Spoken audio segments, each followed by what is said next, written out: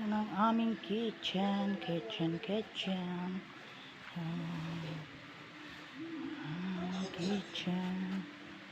Ayan. Aming ref. Hello Kitty kong mga koleksyon. Tapos yung favorite kong lagay ng tubig. Ayan. Ang aking pabango. Mga Hello Kitty faces. Ayan po. Ayan. Mga Hello Kitty. Ayan guys.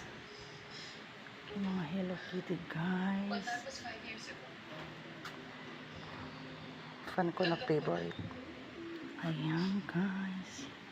Naka-lavender na naman tayo ngayon dahil banal na hapunan. Ayan. Ang ating pamotif. Lavender and pink combination.